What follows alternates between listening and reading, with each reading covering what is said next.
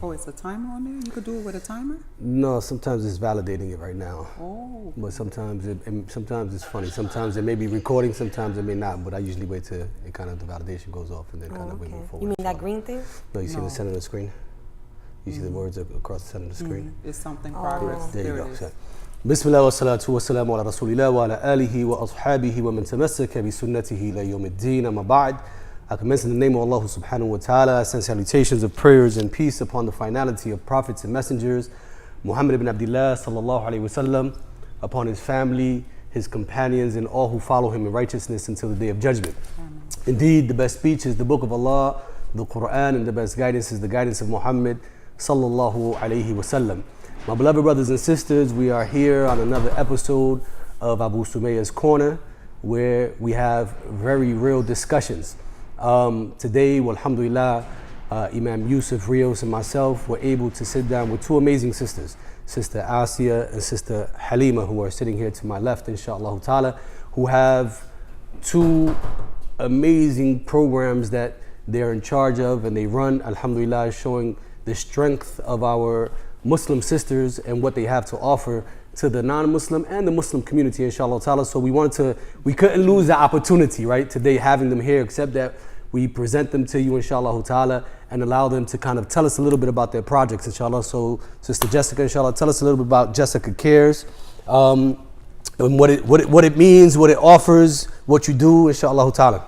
Okay, well, the J.E.S.S.I.C.A Cares program is a nonprofit organization that I started 8 years ago, and it really is an empowerment program for the young adolescent girls who find themselves at that crossroad where they're trying to really identify with themselves, find their self-esteem when they're being pressured in ways that they weren't anticipating, and finding their sense of self-worth. And as of last year, we expanded our program now to also work with women, because we found that because they didn't have a J.E.S.S.I.C.A Cares program, they still have that little girl in them that needs to be healed and needs to find her way. Because without that, we find that those generational blessings that you can pass on to your children, when things aren't dealt with, you pass on those generational curses. So we're trying to stop that through the J.E.S.S.I.C.A Cares program. So people always, ask me, well, if your name is Asiya, what does Jessica stand for? Well, prior to me becoming Muslim, my birth name is Jessica, but in my organization, it's in acronyms, and it totally embodies our mission, our goal with the participants and the women and girls in our program, which stands for Journey to Becoming an Extraordinarily Strong, Successful Individual with Courageous Aspirations. So we work with Muslim girls and women, and we work with non-Muslim girls and women. So we've gone to teen centers, after-school programs in the Newark community in Philadelphia.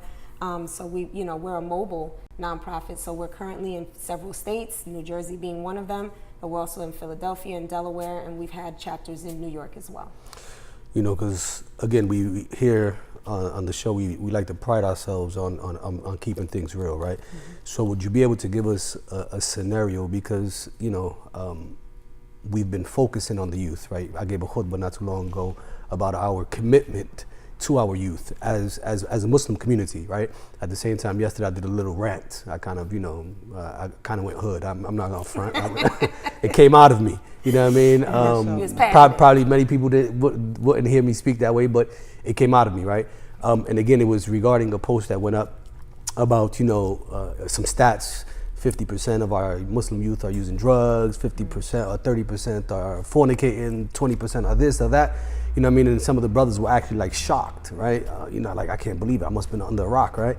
And I said, well, alhamdulillah, you must have been under a very big rock, because this has been going on for some time, right? And not just only in the hood, but it goes on in the suburbs, not only in the Black and Latino communities, but it also goes on in the Arab and Asian communities as well.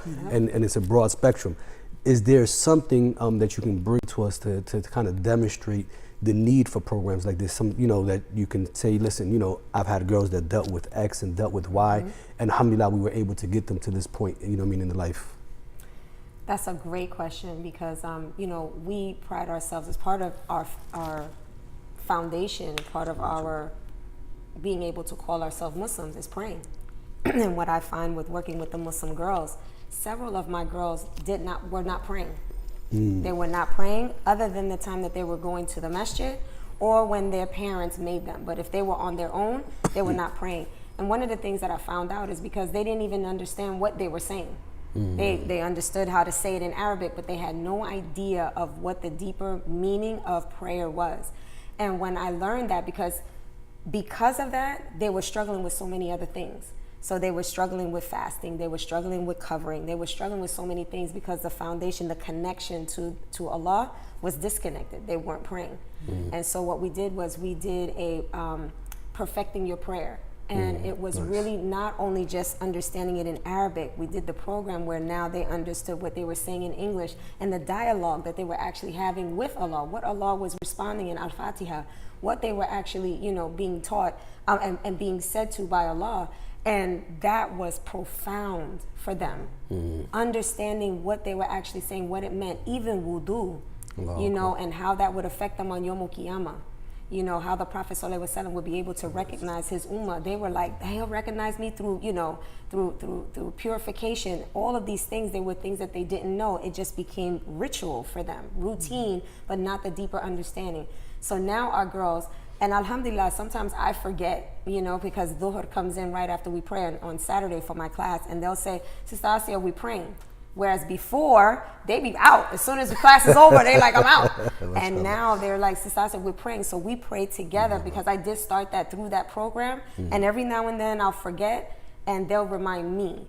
And alhamdulillah, that was that sign that, if you get them that connection, that power source, it's with Allah. And if they have that, the other things that they were struggling with, that minimized. And I had a young girl who was tested. She was tested. It was a young brother, but he was a Muslim. But he wanted to engage her in an inappropriate way. And me and her had a conversation. And through that conversation, she actually told him, this is not an appropriate conversation. She deleted his phone number and she told him, please don't contact me. So those are those moments that I'm like, this is why I'm doing what I'm doing. And, by Allah's permission, and you keep on doing. So those are the real things that we see, because other than having that person to talk to, understanding Allah, shaitan can filter in, and all he needs is a crack. All he needs is a crack, and he'll exploit that. So being able to kind of, cover them from different bases like that, those are the real stories that we heard, that we deal with in the J.E.S.S.I.C.A Cares program. And I know another situation kind of from dealing with the youth, I kind of tell my parents, when, like I just had to sit down with my parents this past Sunday, so they kind of know what my program is all about. And I tell them that really, because I deal with preteens and teens. And I tell them in my classroom, because I have boys and girls, there's nothing I hold back, right? Because at the end of the day, they watch TV, they have cell phones, they have internet, they have Facebook, they're exposed to so many different things. And at times the parents don't even know what their kids are being exposed to, right?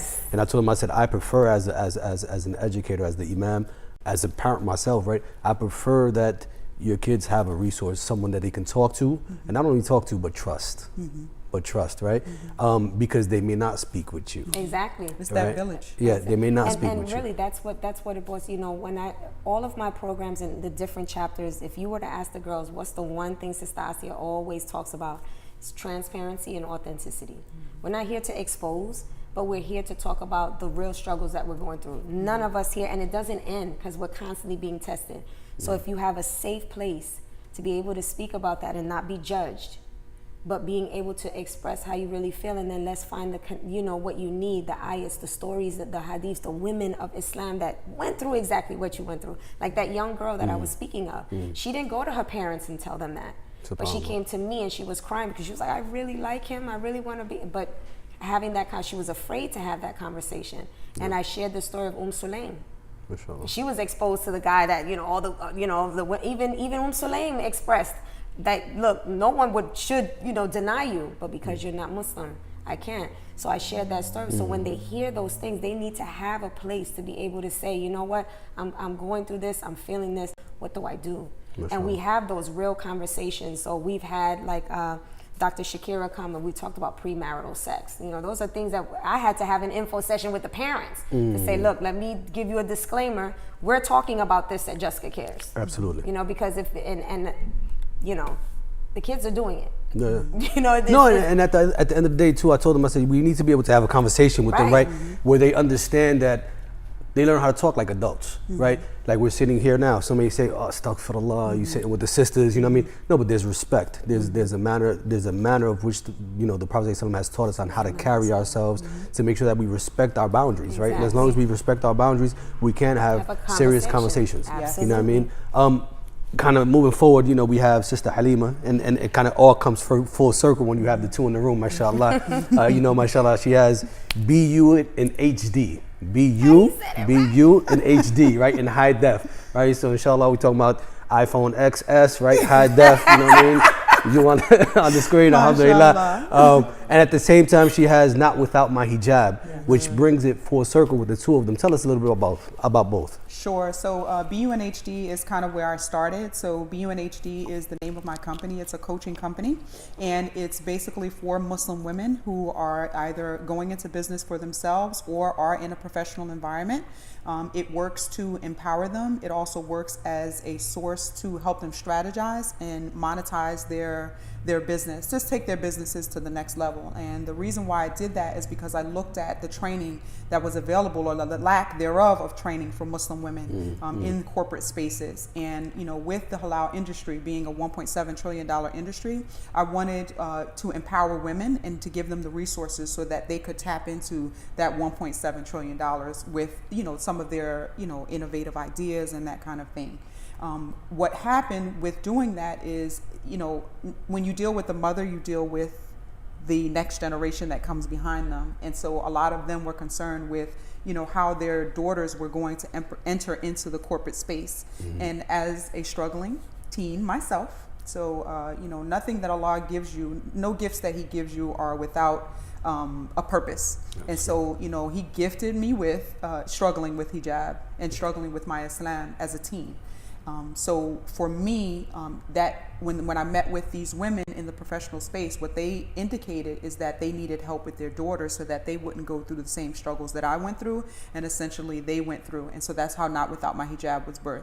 And Not Without My Hijab started out as a workshop series that I was going around to different community organizations and having and opening up the dialogue as an interfaith dialogue to educate and empower the community. So to empower the Muslim woman or girl, but then to educate the community around her what hijab is. And from that, 2 books were birthed. Jannah's First Hijab was the first book, and that was for the young girls. And then after that, I kind of grew up a little bit. Can you give us the title to the book? Jannah's First Hijab is the girls' book. And then that was written in April of 2017. And then the next book was Not Without My Hijab, 11 Steps to Reclaiming My Faith. And that book does 2 things. One, it helps the struggling mom kind of come back to her religious faith. And it's an interfaith book. Even though it says Not Without My Hijab, hijab is about God's covering over you. You don't necessarily have to be Muslim to observe hijab. And so I wanted to bring that point across to create that interfaith kind of relationship. So what the book does is it helps that woman, that mother, come back to her faith. But then the second part of it was to tell my story about how I kind of went through that struggle, cueing the 16-year-old girl that I was when I took off my hijab. And then I was approached by a production company in November of 2017, and they saw the impact of the workshops and the platform, and they felt like the world at this time needed to hear Not Without My Hijab. They needed to hear that empowerment, and so it became a stage play. And we debuted in Philadelphia, which has one of the largest populations of Muslims, 250,000 just in the city of Philadelphia alone. And we debuted at the Venice Island Performing Arts Center to a sold-out crowd. And basically, with the play, what we were able to do is, yes, we did 2 shows actually. And what we were able to do is we were able to humanize the Muslim family. So something that was very needed right now. And we were also able to put a spotlight on an issue that's not necessarily talked about. It's something that we kind of, I think, glaze over, like, yeah, we are having an issue where, people don't want to identify as Muslim. And I like that you talked about the statistics, because the statistics are shattering.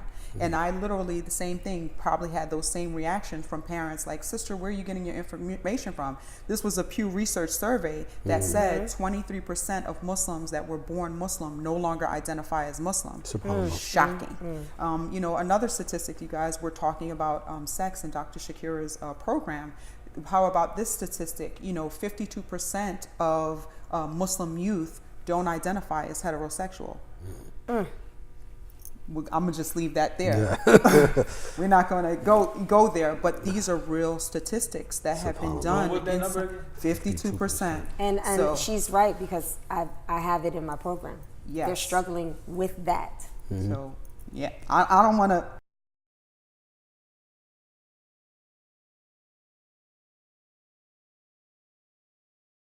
Closely together, because what we're doing goes hand in hand. She's part of our health and wellness program, because that is, the health and wellness of, the understanding that when you're doing that and you're actively participating in, sexual activity, what that does to the body, health-wise, and what the protection is. Why Allah is saying what He's saying, why Allah says not to do things. It's not because He doesn't want us to enjoy life, but there's a wisdom behind that. And so when we bring her program as a doctor, and she's saying, so when you're doing this and you're behaving like this is what you are allowing to happen to your body. These are the consequences for the decisions that you're making versus the other side. So it gives a different aspect. So yes, we all work so she's part of our health and wellness program. All of this, what all three of us are doing, actually fall under hijab.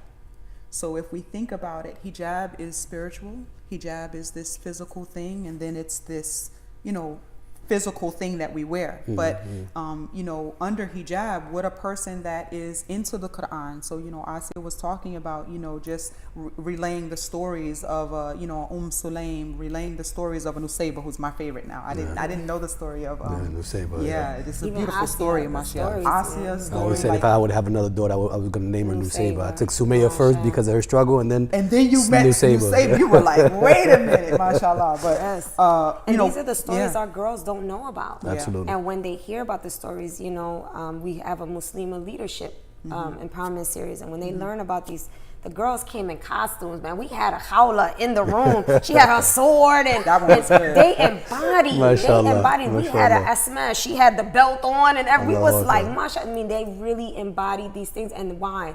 Because, and I'm not taking away from the Beyoncés and the Rihannas. They do them. But our girls, they were looking at them as role models, but they don't look like them. They need to see the role models like the Sumayas and the Nusaybas and the Khawla bint al-Aswad, the not without my hijab, the Halimahs and the Asiyas of today. The Dr. Shakiras. That's the real role models. You know what I'm saying? So we're getting that portion of the dunya, but we're not forgetting the hereafter. And to add on to it, they have to they have to become something else. They're not being authentic when they become a Beyonce. And no, I love me some Beyonce, so I'm not pleased. I hope this is not, taken away from her. But as Muslim youth, to become Beyonce, I have to deny my religious identity to become a Beyonce. So when you have an Asiya, when you have a Halimah, a Dr. Shakira, right? They don't have to unbecome themselves. They can still be themselves and be these amazing women and be major contributors to society without taking away who they are. Because essentially, and this is the way Allah created us, is that our soul knows what we're supposed to be doing. And so, when you denounce and you diminish, now you're in this state of where you may have mental health issues and you may have all this other kind of stuff, because now I'm no longer being myself, and I have to compensate, and I have to do this, and I have to do this, until you're like lost. You got pressure from all over the place. Yes. You got pressure from all over the place. And it's amazing because we were talking about it just before we started. We did a session with Sister Shanoa and Dr. Ray called Hijabi Depression. And what it revolved around was, to the sisters who have to go out every single day covered, and the stress of that, the emotional stress, the mental stress of that, the preparation in the home of going out and not knowing, am I going to be safe today? Is somebody going to come to me and say something? Am I going to be able to be safe with my kids walking out in the street, right? Just because now I'm going and I have this, this